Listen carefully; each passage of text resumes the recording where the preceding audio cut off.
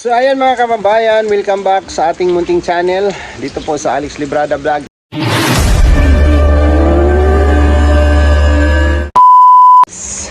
Isang mapagpalang araw po sa ating lahat mga palangga, no? Walang tigil ang ulan. Grabe. Walang tigil ang julan. Dito po sa Camarines Norte mga kababayan. So nagpaalam ako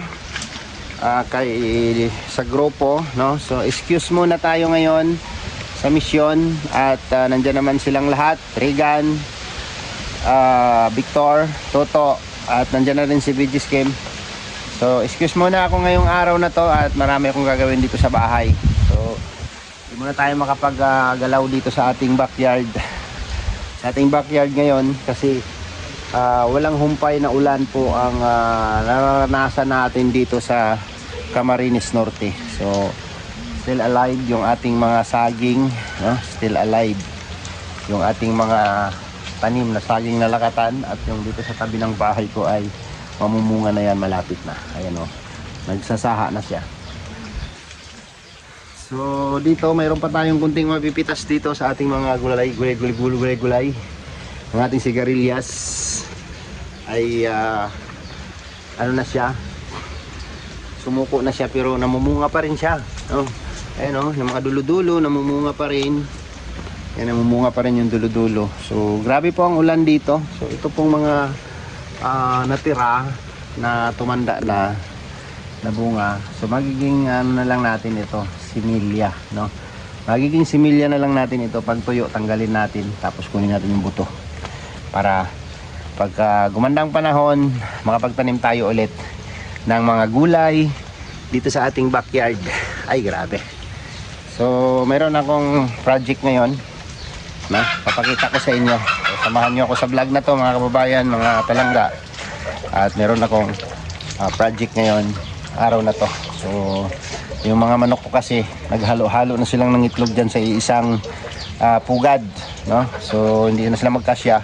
So kailangan natin gumawa ng pugad. So ayan po yung niyog, dahon ng niyog gagawin natin. Gagawin natin pugad ng ating mga alagang manok. Alright, meron po akong ginawa dito ng bagong natin project. So ayan, may ilaw po siya, tapos yung ating kulungan, at yung mga sisiw po na bagong pisa ay hindi ko na po sila pinapasama sa kanilang nanay dahil hindi po nila kaya yung lamig, no? Sa ngayon po kasi ay tag-ulan, so kailangan po natin silang gawa ng paraan para mabuhay. So ito po yung aking nagawa, kulungan para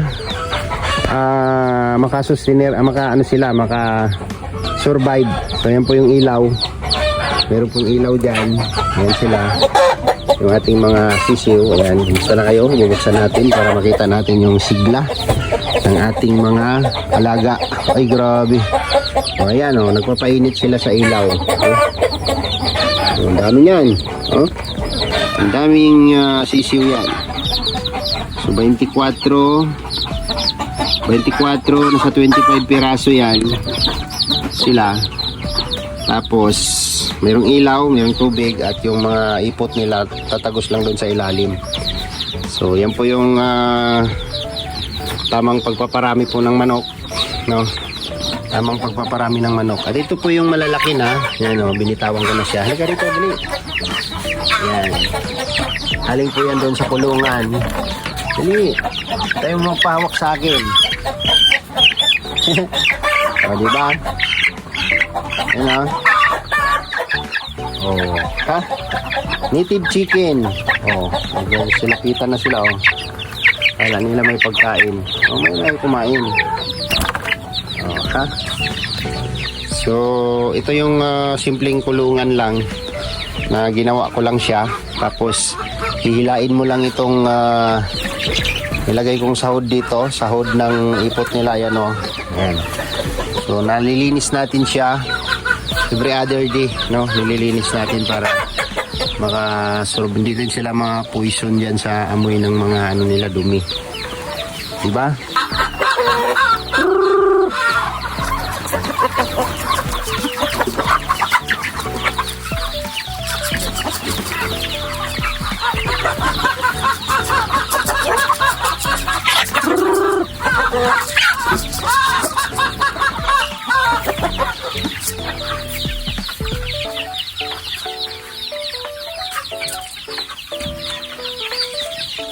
Ay, grabe.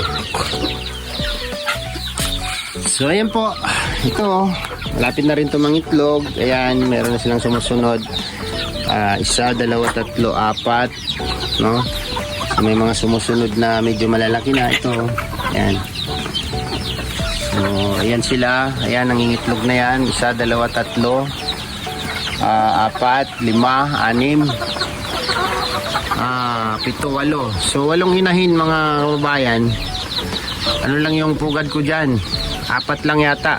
Kaya nag-aagawan sila. So kailangan kong gawan ng pugad para mangitlog sila ng maayos, no? Makapaglimlim sila ng maayos. Uy, nangihingi sila. No, may bigyan ko kayo. Grabe.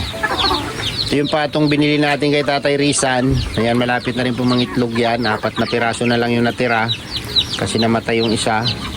Tinatay ko yung isa kasi 3 lalaki, lugi. So 2 lalaki to, ang bilis lumamon. So, kailangan kong bawasan yan, maging 1 lalaki na lang para tiba-tiba sa kanyang partner. Dalawa kang partner niya.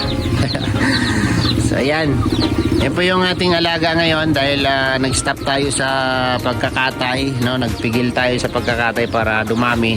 So, kapag lumusot po ito, lahat, itong sisiw na ito dito ay gaganda na, dadami na yan, no? Kasi inihiwalay ko po yan pagkapisa, mga ilang araw ko lang silang sinasama sa inahin para matubuan lang ng konti ng pakpak, no? So ito na yung nanay nila, oh, nakakulong.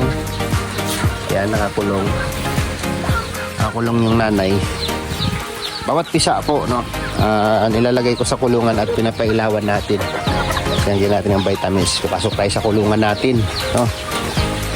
Ito bagong pisa. Yan, ilan yan? 5 lang yan, no? So mga ilang araw lang ihiwalay ko na yan sa kanya. Magiging ano na yan, mungulila na sa nanay yan, no?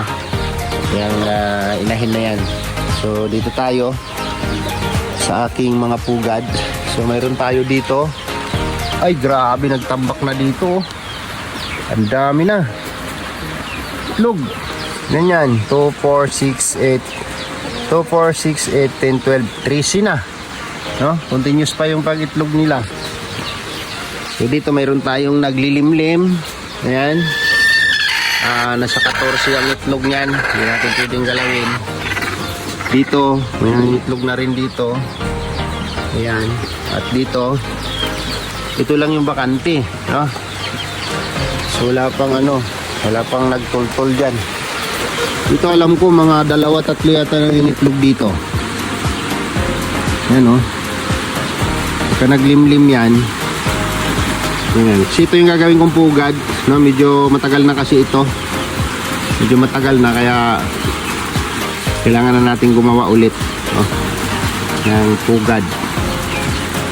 Daming itlog, oh. So dito ko ilalagay yung iba para pagka mangitlog na sila, hindi na sila no? Ayan, oh. Yung ating kulungan, yung ating mga hayopers, no? Grabe. Medyo bulok na yung kubo ko kasi kaya na lang, no? Bili na lang ako ng trapal para provide natin na hindi pa matagal pa siya ng mga 1 taon. Alright. Grabe po ang ulan, no? Yan. Walang tigil ang ulan dito sa Camarines Norte, mga kababayan, no? Grabe ang ulan. Sobrang ulan.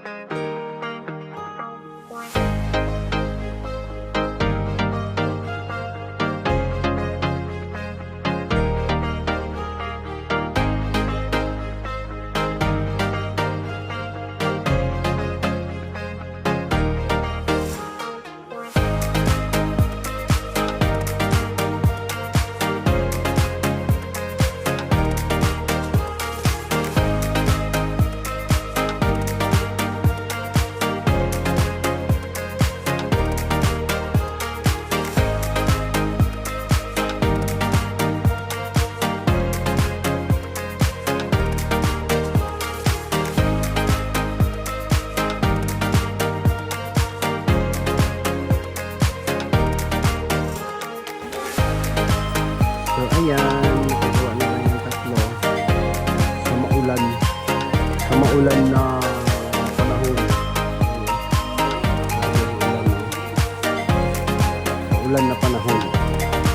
Nakabit ko na yun doon sa puno natin para maitlogan ng ating mga manok.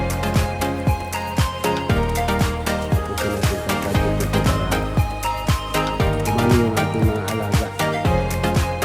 Grabe. Basa sa ulan. Walang kainit-init dito.